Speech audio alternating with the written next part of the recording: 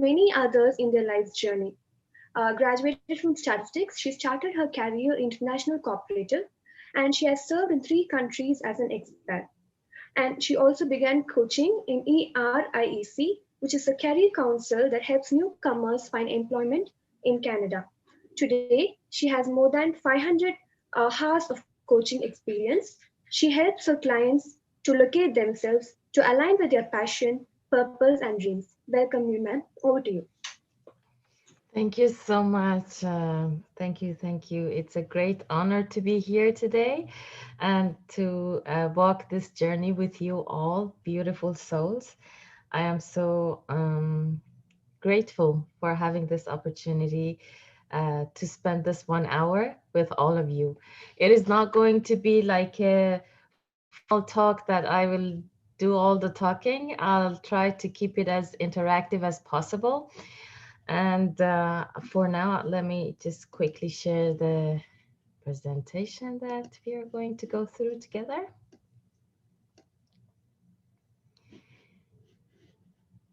Yes, so I had the intro. I'm going to skip that.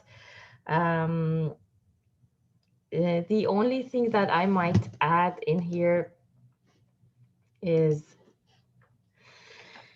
that all of us have our own life story to write. And no matter how many titles we carry, where we come from, how many social identities we have been given by the society, in the end, what matters is how joyful or bitter we are, how open and receiving or contracted and fearful we are. We choose how to respond to life events. Um, but we do not have much of a choice when it comes to um, choosing those exact events. I always say that being out of your comfort zone feels like the fear of living fearless. It is sweet, but sometimes we hold fear because it's an unknown situation that we are going to be dealing with. So let's choose to be brave and embrace the changes and all the opportunities that life throw at us. And I promise you, when we look back to see how far we've come in our lives, the result will warm our hearts, regardless of how hard or easy we think the life has been. The agenda for today is we are going to go through the definition of resilience. I have also included a TED Talk, which is very inspirational. It takes 16 minutes. I want us to go through a very fun resiliency test together so that we have an idea of how resilient we are in our lives so far. And then after the test, we can focus on the resilience signs and also how to develop resilience. And in the end, we can open to Q&A.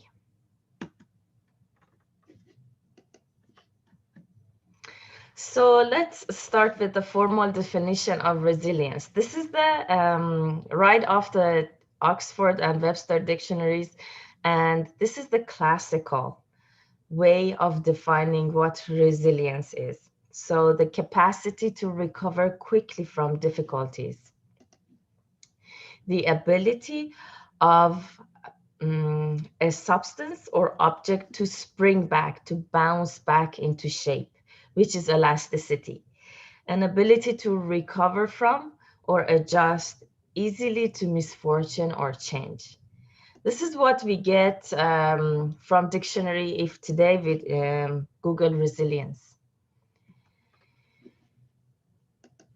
And Greg Braden recently has offered a new perspective on defining resilience. He says, this is the exact quote from him, that the traditional way of looking at resilience is that we live our lives and all of a sudden something devastating happens that knocks us out of balance. And then our ability to bounce back from being knocked down and find some levels of normalcy is called resilience. This is the traditional way. But now Greg Braden is referring to resilience as inner resilience or adaptive resilience, which basically is that you are living your life and you think and you build the parameters to honestly reflect what it is that is happening in the world. You keep building that capacity as you are living every moment. And then you are prepared to deal with the devastating events intuitively. So this way of resilience is not reactive anymore. So we don't wait for something challenging to happen to learn to become resilient. But there are certain um, ways, certain things to do and to take care of so that as we move on through life, we have that elasticity. We don't need to be knocked down so that we come back. We are ready to face whatever life throws at us. And I'm sure you have heard this famous quote from Friedrich Nietzsche that he says, whatever doesn't kill you makes you stronger, which is, again, looking at resilience from a perspective of the classical definition. And now let's together look at this refreshing TED Talk. This is a 60 minutes talk. I hope you enjoy.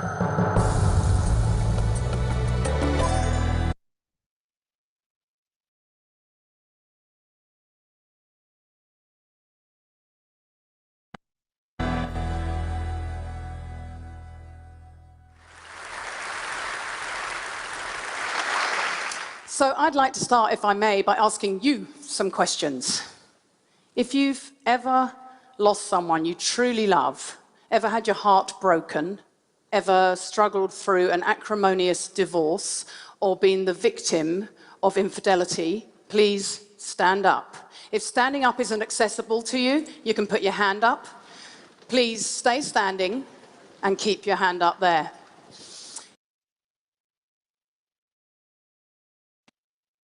If you've ever lived through a natural disaster, been bullied or been made redundant, stand on up. If you've ever had a miscarriage, if you've ever had an abortion or struggled through infertility, please stand up. Finally, if you or anyone you love has had to cope with mental illness, dementia, some form of physical impairment, or cope with suicide, please stand up. Look around you. Adversity doesn't discriminate. If you are alive, you are going to have to, or you've already had to, deal with some tough times. Thank you, everyone. Take a seat. I started studying resilience research a decade ago at the University of Pennsylvania in Philadelphia. It was an amazing time to be there because the professors who trained me had just picked up the contract to train all 1.1 million American soldiers to be as mentally fit as they always have been physically fit. As you can imagine, you don't get a much more skeptical, discerning audience than the American drill sergeants returning from Afghanistan. So for someone like me, whose main quest in life is trying to work out how we take the best of scientific findings out of academia and bring them to people in their everyday lives, it was a pretty inspiring place to be.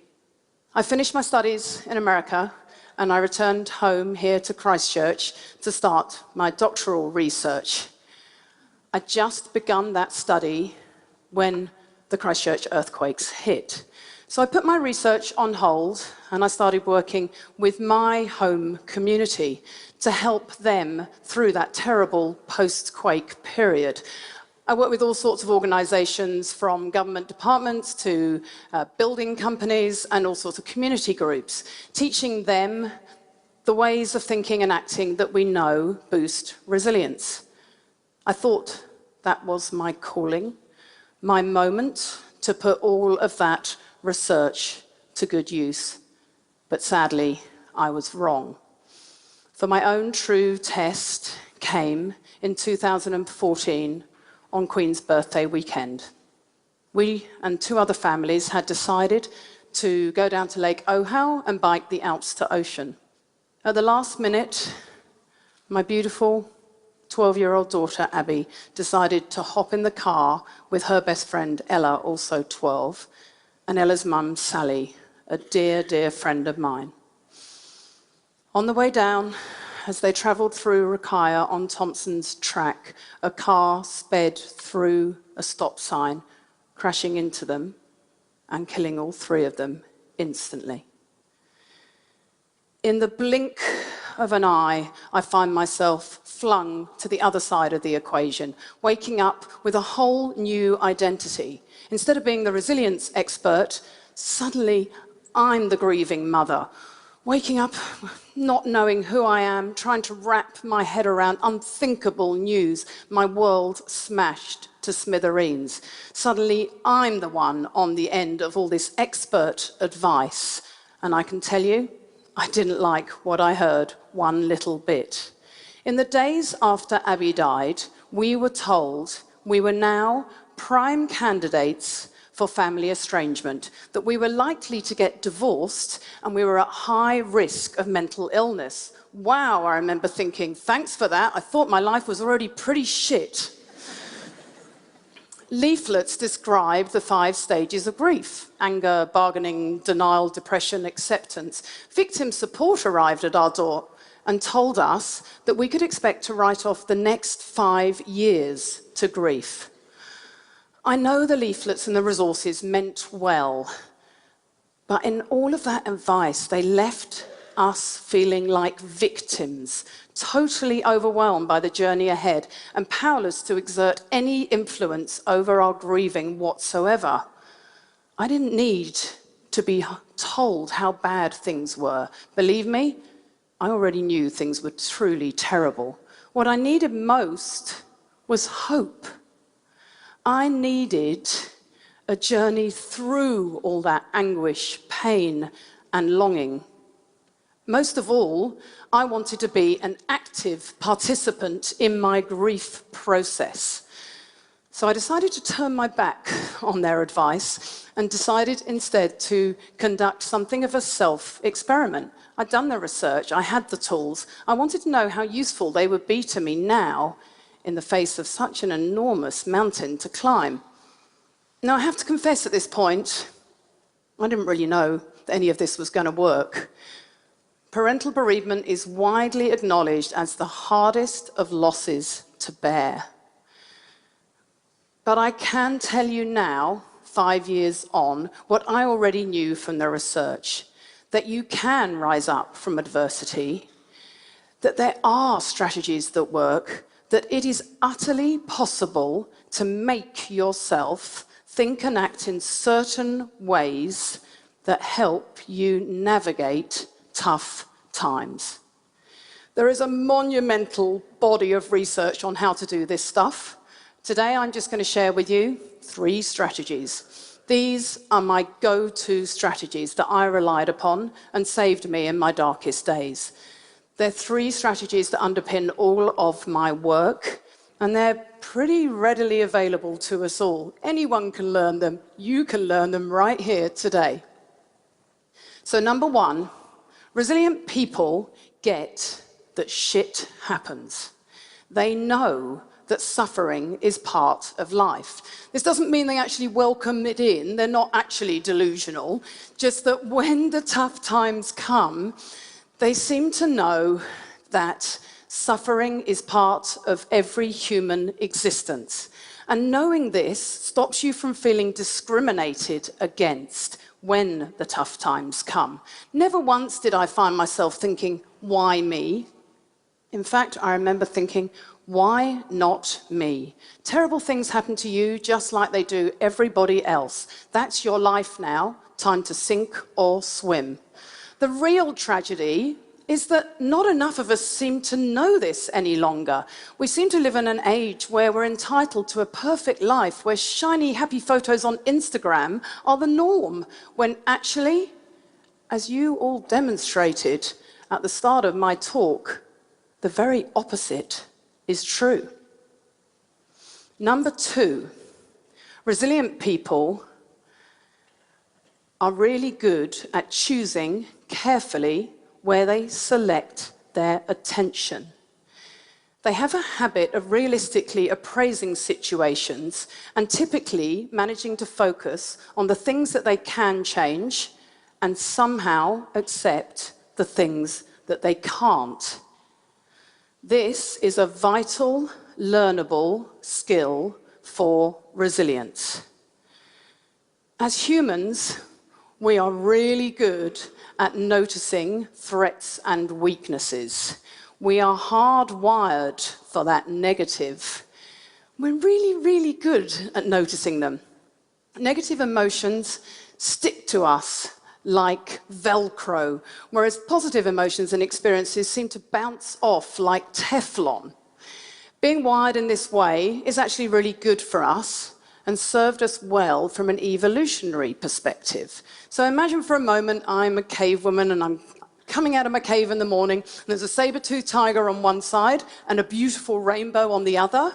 It kind of pays for my survival for me to notice this tiger.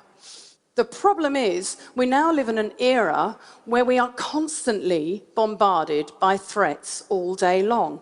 And our poor brains treat every single one of those threats as though they were a tiger. Our threat focus, our stress response is permanently dialed up. Resilient people don't diminish the negative, but they also have worked out a way of tuning into the good. One day, when doubts were threatening to overwhelm me, I distinctly remember thinking, no, you do not get to get swallowed up by this. You have to survive. You've got so much to live for. Choose life, not death. Don't lose what you have to what you have lost. In psychology, we call this benefit finding. In my brave new world, it involved trying to find things to be grateful for. At least our wee girl hadn't died of some terrible, long, drawn-out illness. She died suddenly, instantly, sparing us and her that pain. We had a huge amount of social support from family and friends to help us through. And most of all, we still had two beautiful boys to live for who needed us now and deserved to have as normal a life as we could possibly give them. Being able to switch the focus of your attention to also include the good has been shown by science to be a really powerful strategy. So in 2005, Marty Seligman and colleagues conducted an experiment, and they asked people, all they asked people to do was think of 3 good things that had happened to them each day. What they found over the 6-month course of this study was that those people showed higher levels of gratitude, higher levels of happiness, and less depression over the course of the 6-month study. When you're going through grief, you might need a reminder, or you might need permission to feel grateful. In our kitchen, we've got a bright pink neon poster that reminds us to accept the good. In the American Army, they framed it a little bit differently. They talked to the army about hunting the good stuff. Find the language that works for you, but whatever you do, make an intentional, deliberate, ongoing effort to tune into what's good in your world. Number 3, resilient people ask themselves, is what I'm doing helping or harming me? This is a question that's used a lot in good therapy. And boy, is it powerful. This was my go-to question in the days after the girls died. I would ask it again and again. Should I go to the trial and see the driver? Would that help me, or would it harm me?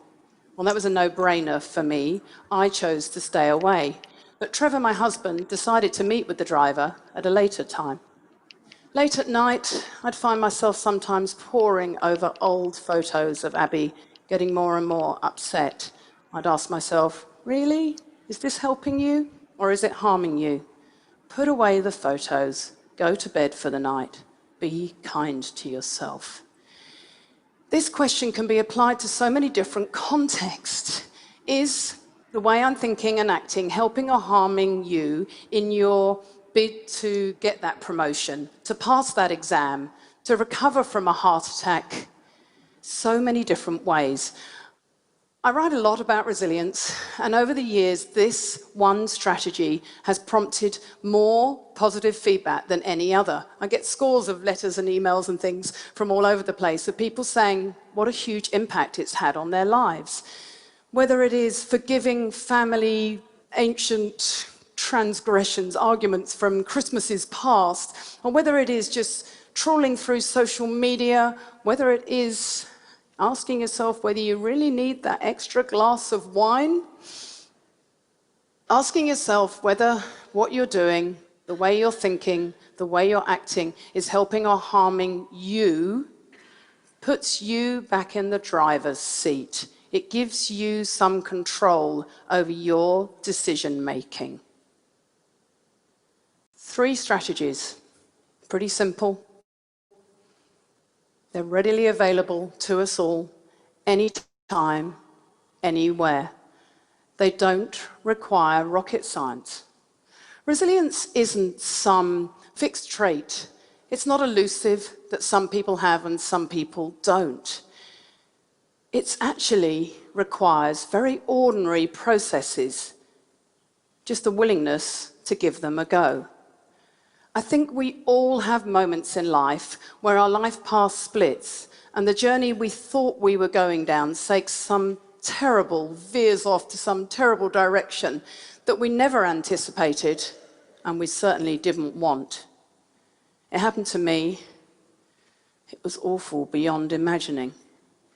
If you ever find yourself in a situation where you think, there's no way I'm coming back from this, I urge you to lean into these strategies and think again. I won't pretend that thinking this way is easy, and it doesn't remove all the pain. But if I've learned anything over the last 5 years, it is that thinking this way really does help. More than anything, it has shown me that it is possible to live and grieve at the same time. And for that, I will be always grateful. Thank you.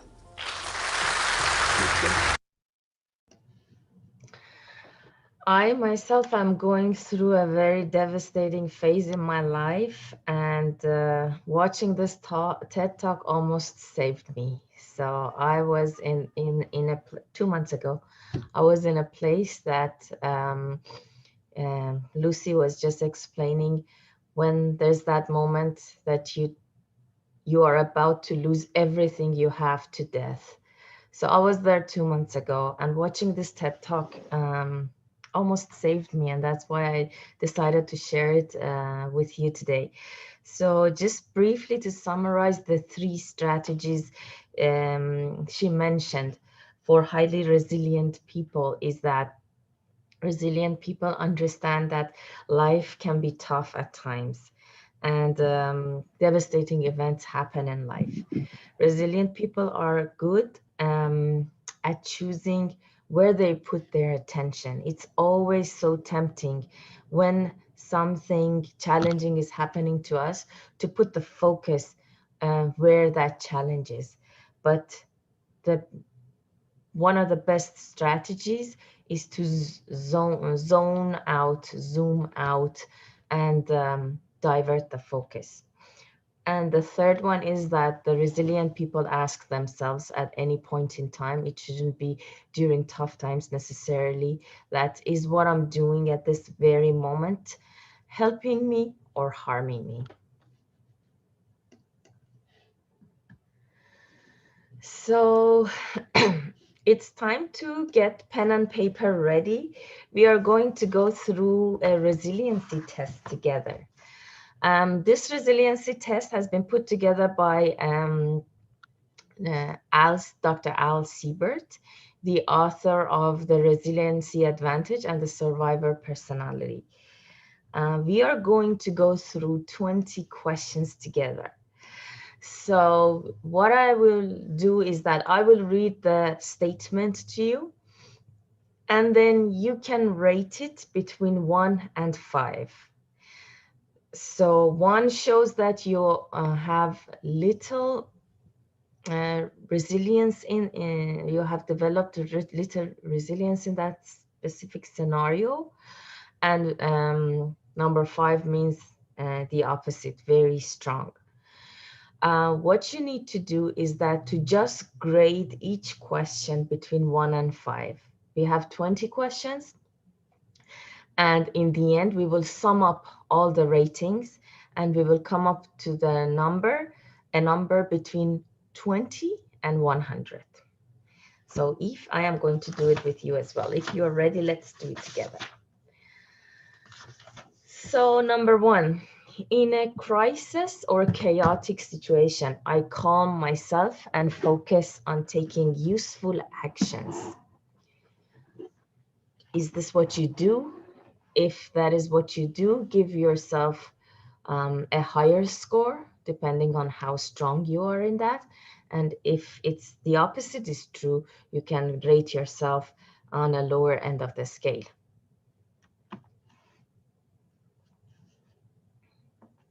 Number 2, I'm usually optimistic. I see difficulties as temporary and expect to overcome them.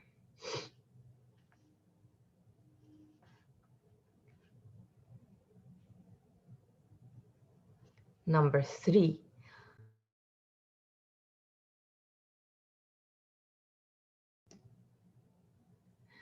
I can tolerate high levels of ambiguity and uncertainty about situations.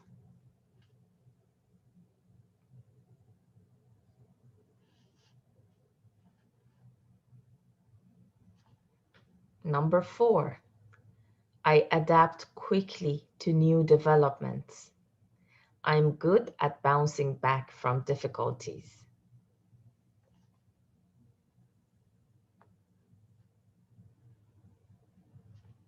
Number 5, I'm playful. I find the humor in rough situations and can laugh at myself.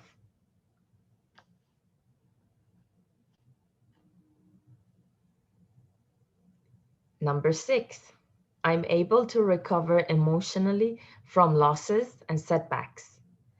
I have friends I can talk with. I can express my feelings to others and ask for help.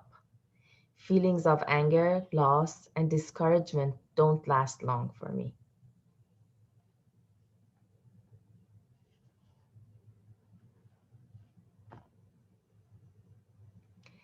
Number 7, I feel self-confident.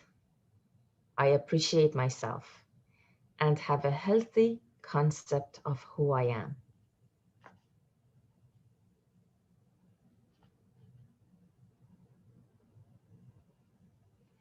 Number 8, I'm curious. I ask questions.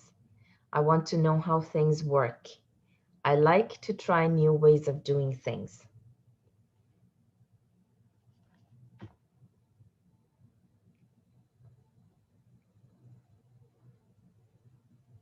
Number 9, I learn valuable lessons from my experiences and from the experience of other people.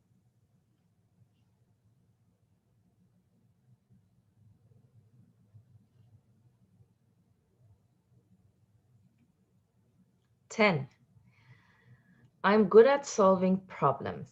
I can use analytical logic, be creative, or use practical common sense.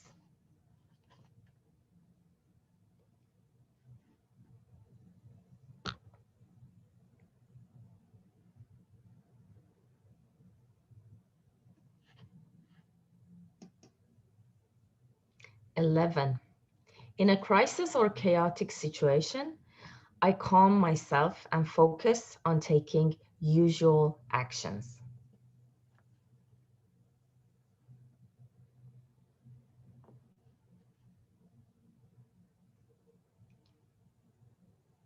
Number 12, I'm very flexible. I feel comfortable with my paradoxical complexity. I'm optimistic and pessimistic, trusting and cautious, unselfish and selfish, and so forth. So this one shows flexibility.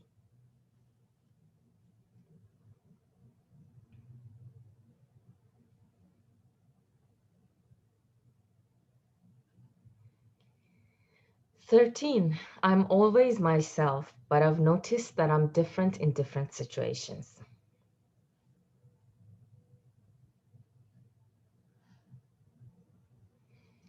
14, I prefer to work without a written job description. I'm more effective when I'm free to do what I think is best in each situation.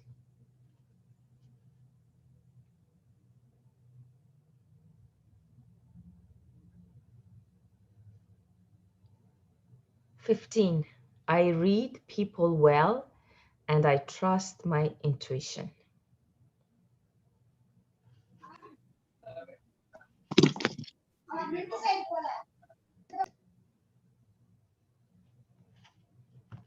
16, I'm a good listener. I have good empathy skills.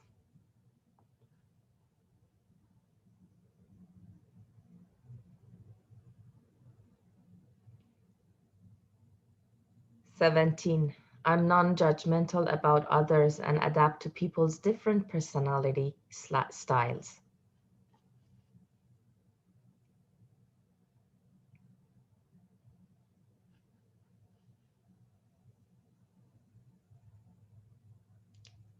18, I'm very durable. I hold up well during tough times. I have an independent spirit underneath my cooperative way of working with others.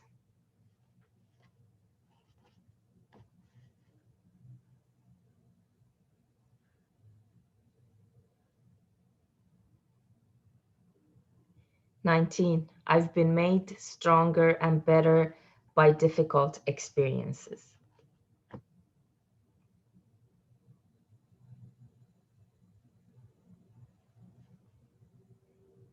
And the last one, I've converted misfortune into good luck and found benefits in bad experiences.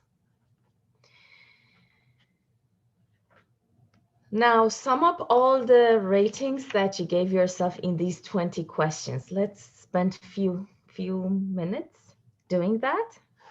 I'm doing it with you.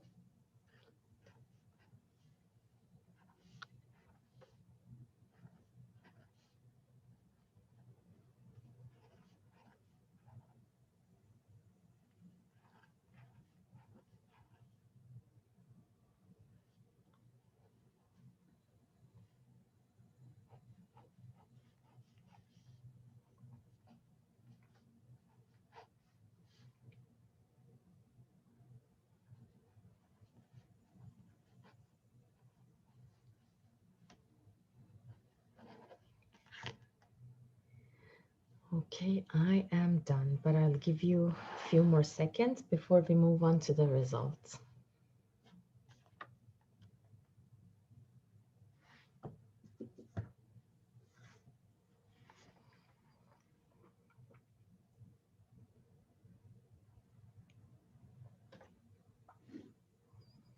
So if you are ready, let's go. So this is the result interpretation. It just looks at the whole scale of the society and tells you where you're standing with respect to your grade. So if you ended up with the score of 80 or higher, it means that you are very resilient. Anything between 65 and 80, it's better than most.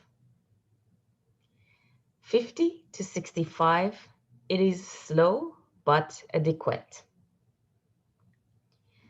40 to 50, it means that you are in a place in life that you are struggling when it comes to dealing with challenging situation. 40 or under, you can ask for help from your social network of support that you have around yourselves. This 40 or less means that you get devastated easily by the challenges that life throws at you. There's nothing wrong with being at the lower end of the scale, but it means that we need to start planning differently when it comes to our resources. You need to build a better network of support. We will get to all of those on when we start talking about how to build resilience. People who scored 50 and below, they can spend more time with those tools.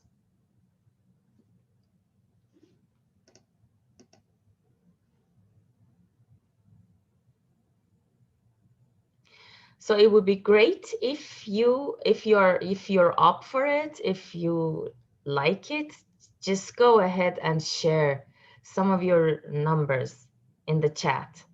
Let us look at the numbers we got from the collective group. I got 76.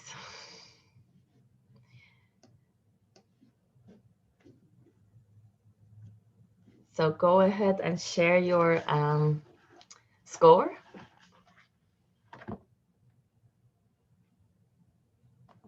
Wonderful.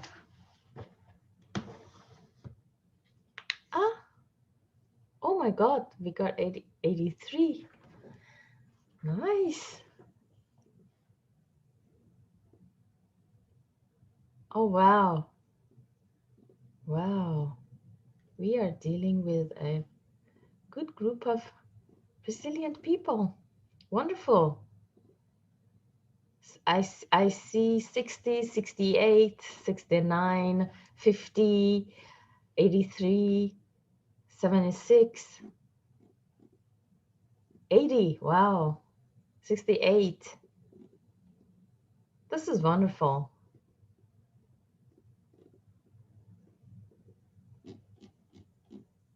80. Wow. I love it. Thank you so much for sharing. I hope you enjoyed it and you learned something new about yourself. This all is good. I always enjoy these tests. It always helps us to learn something new about ourselves. I have the source here as well. If you would like to go back and do it, I can just copy paste it in chat. Just give me 1 second so that if you want to repeat or share it with anyone, this is the interpretation. I quickly share it in chat.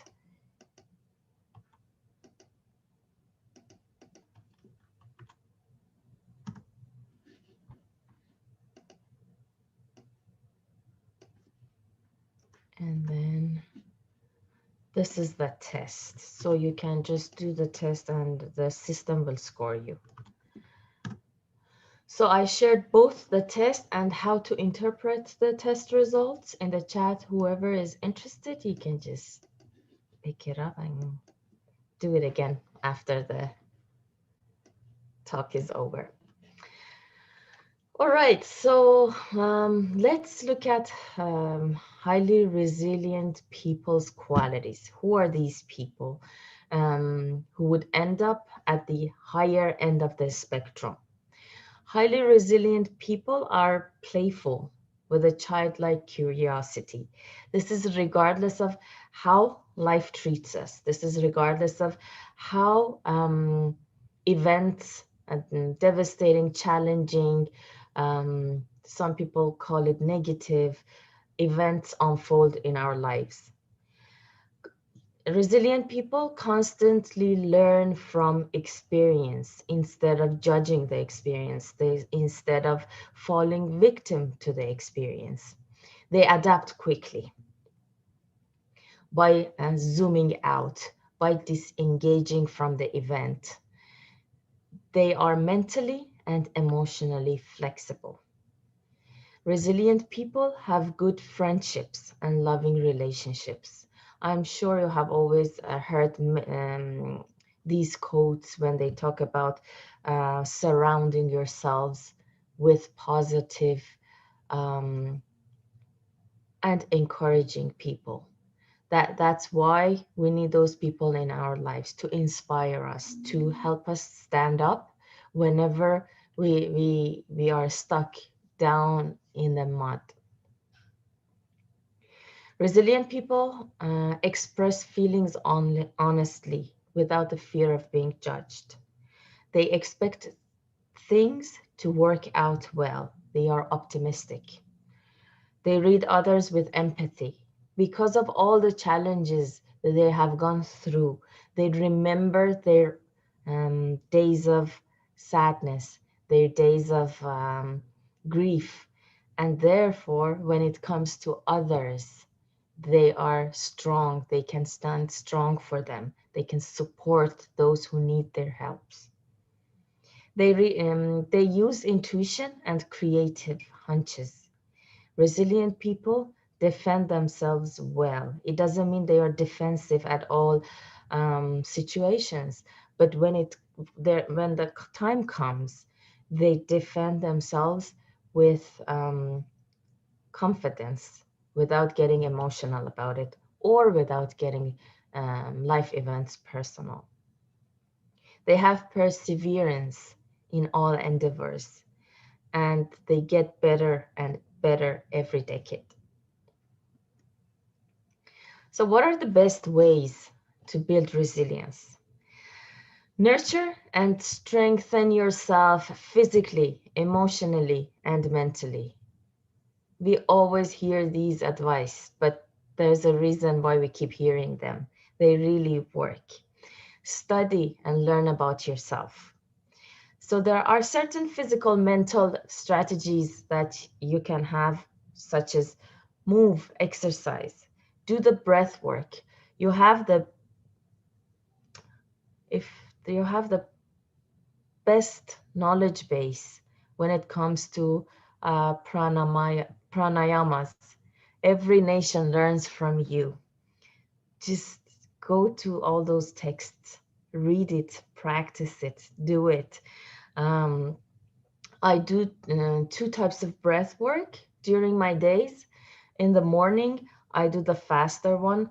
We can practice it here together once or twice. It's it has a rhythm, and it's deep and it's fast. It starts like this. Inhale and then quickly exhale. Let's do two or three together. Inhale and exhale. Inhale, exhale. When you do 20 to 30 of that, first thing in the morning, you would feel a little bit dizzy. Don't be alarmed. It means that you're getting oxygen to your brain. It helps you to start your day very strong. And the other one that I do at night is the slow one, the calming one, the one that puts your attention in your heart, and the one that focuses you and helps you to go to sleep. It is breathing slow and take um, 6 breaths in 60 seconds. So in 1 minute, you have 6 breaths. Very slow. You just inhale slowly, hold the breath in your heart,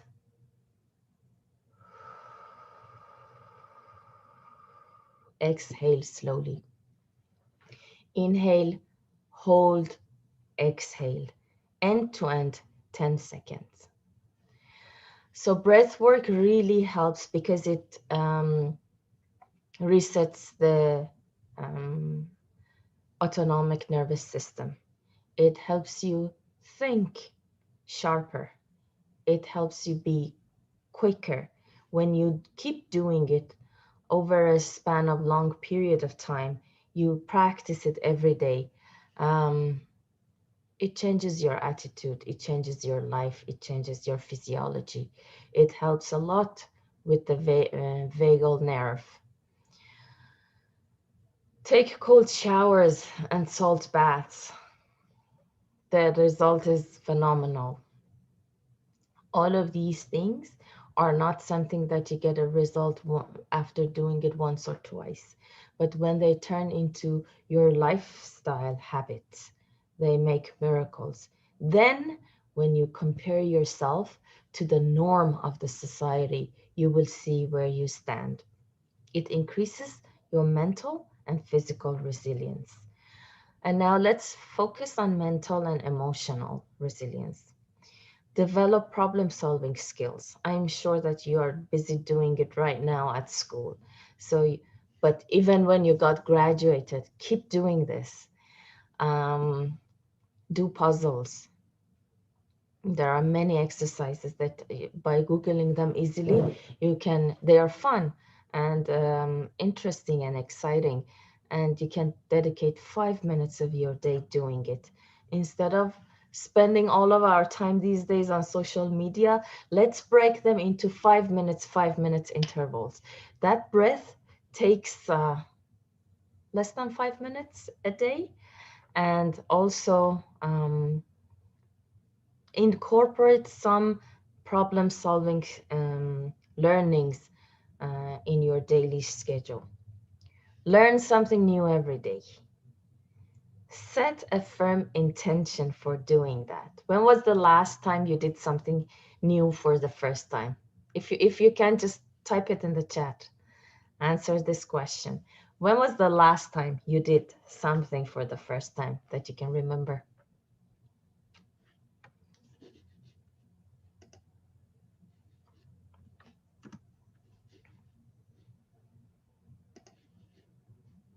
I haven't seen any answers yet.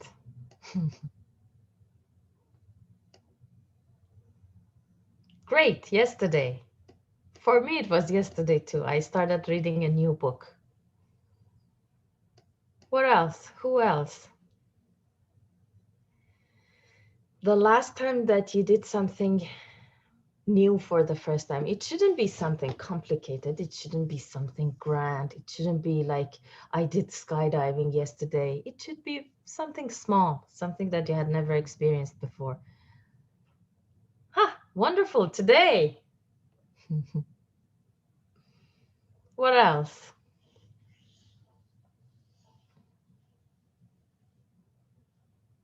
So think about it.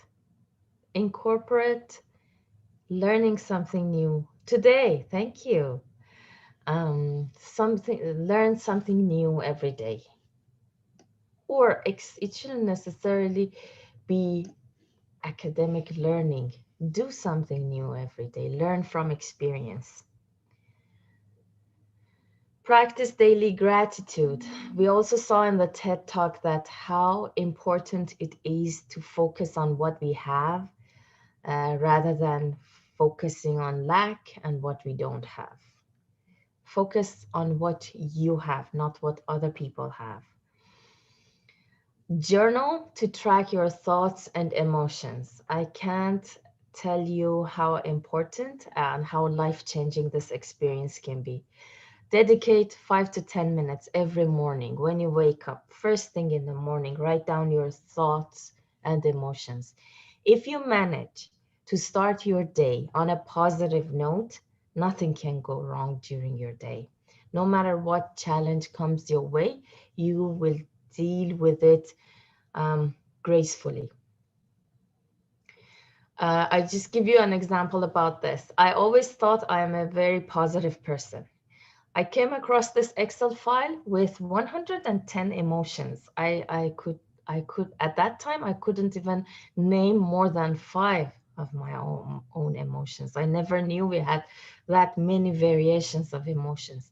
So I started tracking my emotions for 1 month. And guess what? I ended up being 70% negative. And that's something I wouldn't have ever guessed or imagined until it just came on the paper, as if puzzle pieces came together and I could see the bigger picture. Do it if you can. Journal about it. Write down how you feel. Write down what you think. Once you track those thoughts and once you track those emotions, you have a you will have a scale to work towards. You will know where you are at in a specific day or in a specific moment during your day, and then you can take action. We can't take actions about things that we are not aware of and we don't know. Meditate to learn to control your mind instead of your mind controlling you. Meditate to learn to be present, and meditate to have a coherent heart and mind. And that will help us with managing our thoughts and our emotions. And the end result would be we then control how we react to the life events.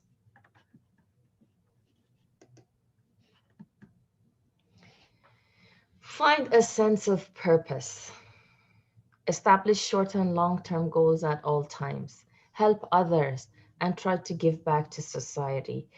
Make someone happy during your day. It goes a long way. Giving is receiving, and vice versa. Sometimes some of us, we are really good at giving, but we are not that good at receiving, or we don't know we are not that good at receiving. How do you deal with a compliment? Do you blush? Do you change the subject? Do you thank the person and receive it with an open heart? And also, when it comes to giving, sometimes some of us cannot give, but we are better receivers. But whichever the case is, I want you to know you can give as much as you receive and you can receive as much as you give. It's just a circle. You can come full circle if you have balance and harmony when it comes to both. And let the energy flow when it comes to giving and receiving. Work on your receiving as much as you're giving back. Trust and surrender.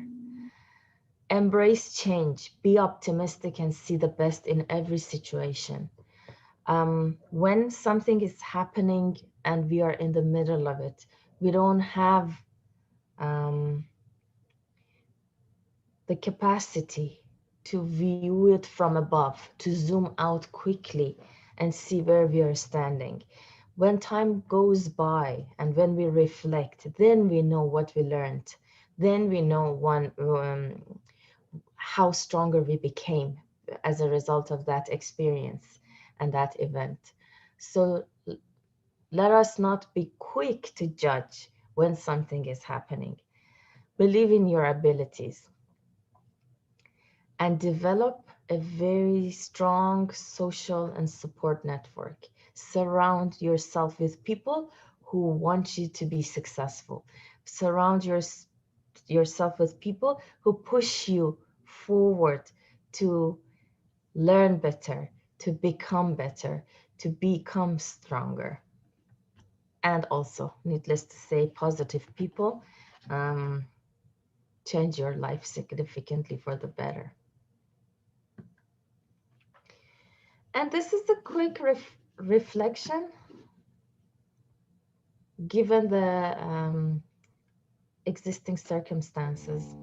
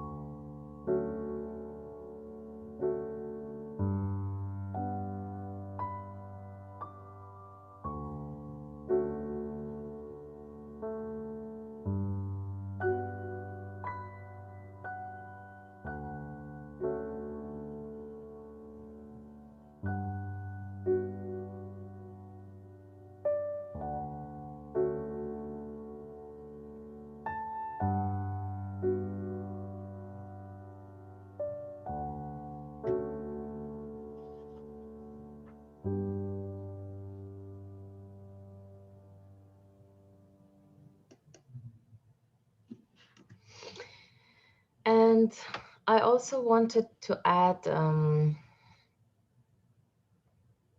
do not judge yourself. Do not be harsh and difficult. Um, be flexible and be grateful to yourself. Every morning, write about two things that you appreciate about yourself, two things that you're grateful to yourself because of them. Um, this life is just a playground. Things happen. We react. We learn from our reaction. There is no failure. Everything is only feedback. And we are all safe. Let's trust and surrender life and at the same time do our best and enjoy this life. Um, I have also noted our website. You have my email, shabnam@beinfinite.com. The I in infinite is replaced by the reversed infinity or number 8. So if you want to contact us, contact me, you can, or if you want to go out to our website, we have a lot of material to help you become resilient. There are lots of free resources that we share on our website, free discussions. You can be part of that. I also mentioned our Instagram and Facebook page in case you like to join those conversations, those discussions, and meet a group of like-minded people who help you become resilient. Feel free to do so. And always choose yourself and be proud of that. There's only one of you. Everybody else is taken. Um, uh, and that was all from my side. We can do a question and answer now. You can unmute yourselves to ask the questions, or you can type it in the chat.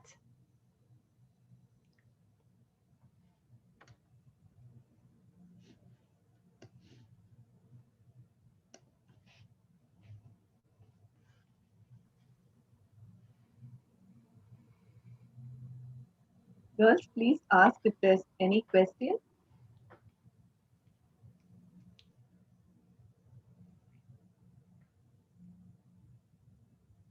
Or even if you want to share an experience. Everything that we talked about today, if you have an example that you want to share with everyone, feel free to do so. It can be just an interactive conversation as well.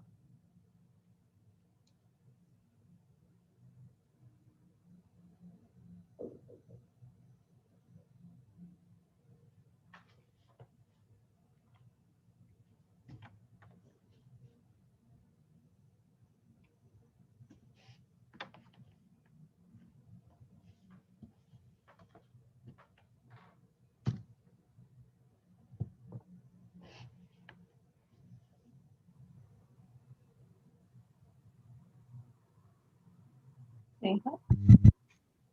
Yes, ma'am. Okay, ma'am, I have something to ask to you.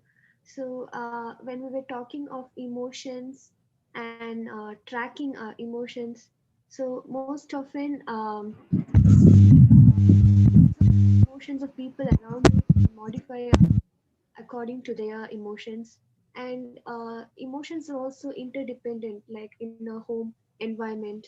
Um, see how people are, and then we modify ourselves according to them.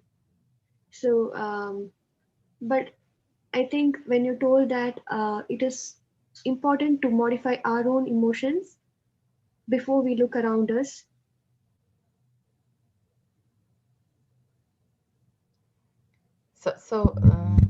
Was that the question? You're asking how to do it, or you're asking if that is what you need to do? Yeah, I'm just asking you if emotions are interdependent and it's like gets complicated in the process of tracking our own emotions and others' emotion around us. So it's just let me.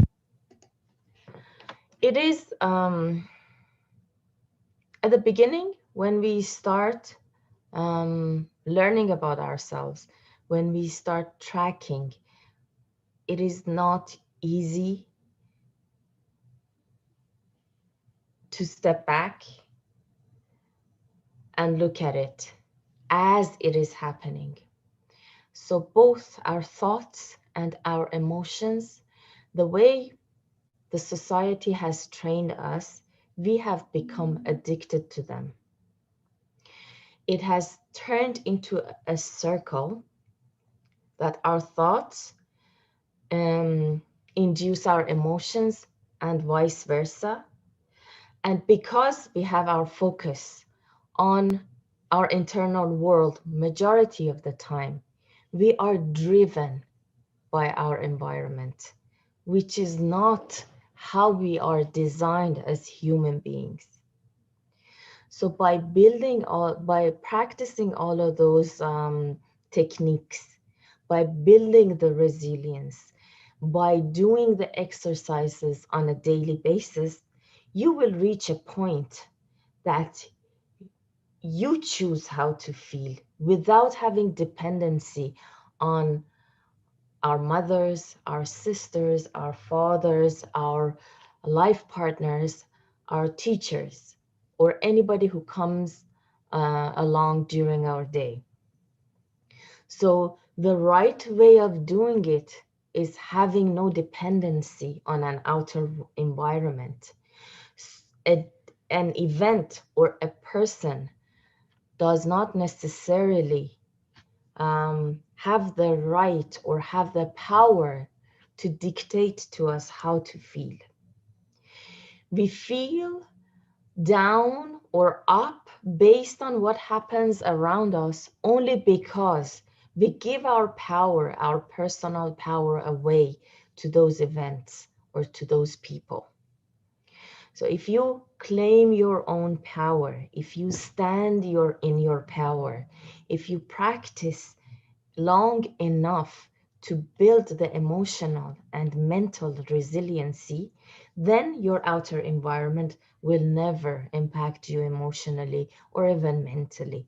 You become like the silent observer. You observe what happens. You give support and compassion to people, but you do not fall sick because your environment is not coherent or challenging. And the more you stand in your power, the more you become neutral to the events that are happening around you, the more you will attract joyful events, the more you will attract positive people. So when this shift of energy and when this change of mindset happens inside us, the whole environment, the whole surroundings changes for us. At the beginning, it is not like that. At the beginning, it's all interdependent. At the beginning, when we just start learning about ourselves and our emotions, we are very driven by other people and events. Once we wake up from that sleep, that there is another way of being, of acting, of conducting ourselves, and then we start those practices and change our lifestyle to accommodate those practices, then eventually we become exactly as you said. We become resilient people who are confident and who are not shaken by events, external events, or even people. I hope that answered the question. Thank you, ma'am. You're most There's a welcome, my dear. Vashni has raised a hand. Vashni, would you like to ask the question?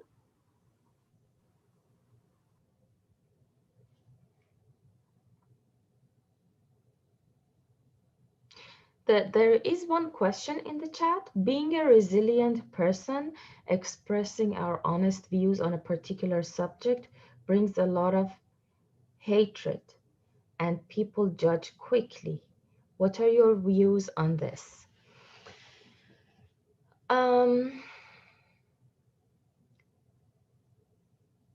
How about shifting the way we formulate this question? It doesn't bring a lot of hatred. It might bring fear in other people.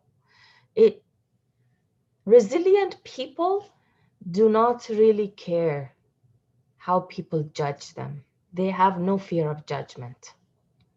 So once you stand in your power in a way that you do not emanate that fear of judgment, you won't receive fear.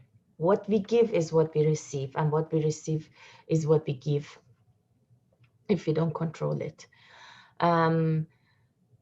If you show up from a place of compassion, still be confident and not judgmental, people will not react to you. There are people who would react at any point in time. There's a famous saying that says there are some people who are born to react to situations. Those are not the people you would want around you.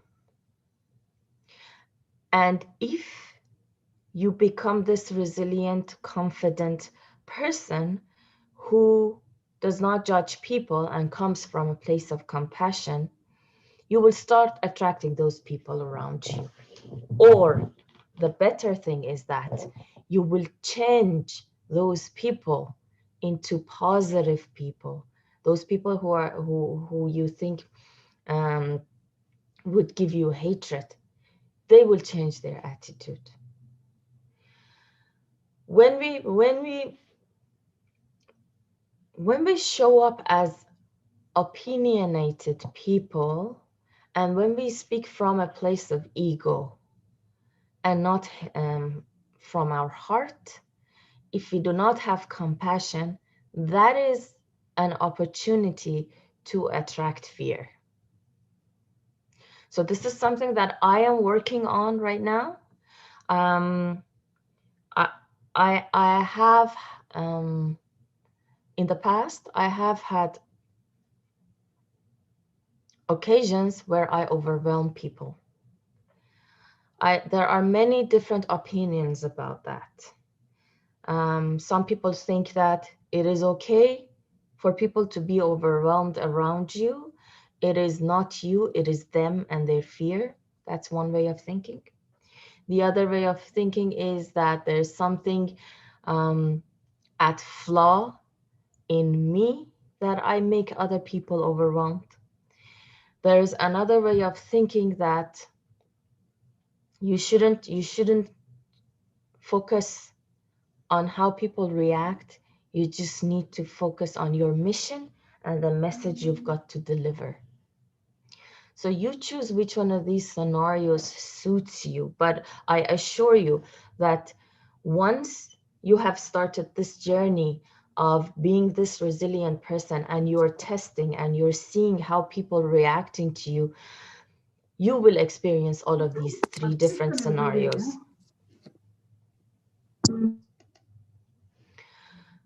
And then you will decide which one of those you're more comfortable in. I would say about myself, what I've discovered so far, when what you are expressing is from compassion and heart, people tend to react less. You don't have, and then one of the basics of resilience is that you do not change your behavior based on how the world or life events or people react to you. You don't become reactive. You don't get engaged in a reactive situation. You stand in your power and you express yourself from your heart. The rest will dissolve. Either those people's energy will shift, the people from that come from a place of fear, or they would leave. Both of those scenarios are okay. stand in your power. Do not change who you are, and do not react.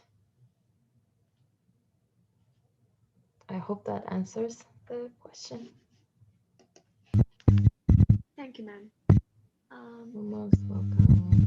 Girls, if you have any more questions, put them in here. You can put in the chat box so unmute and ask it.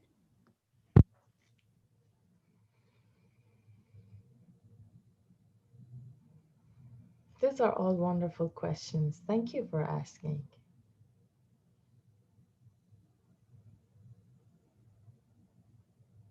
It also helps me. Hmm.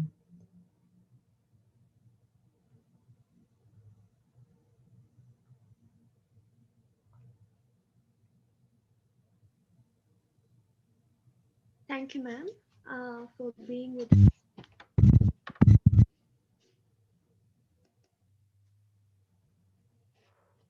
Thank you, ma'am, for being with us here today and giving us insights and telling us ways to build our resilience.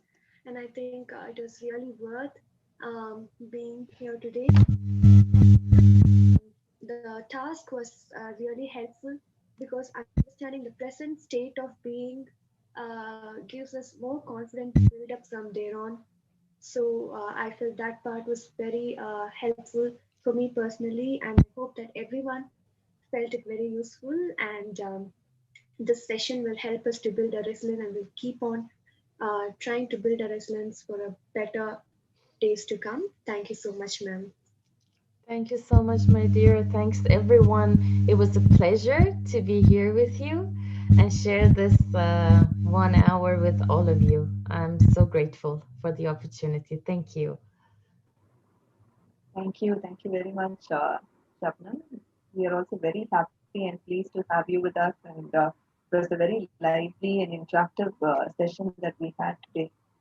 Thank you for making our day brighten up at the end of the day. My day is just starting. I Yeah. just had the sun coming up. Okay. Okay. Thank you. Thank you so much. Students, please fill the feedback form. I think Sahana has posted it in the chat. Please do fill that form. Click the link and fill that form. For, it's for the participants. Please fill the form, all of you. Thank you. Thank you very much. Thank you. I'll Yeah, just wait for another 1 minute for the girls to fill the feedback form and I will end the meeting. thanks. Thank you, everyone, for your beautiful messages. Thank you.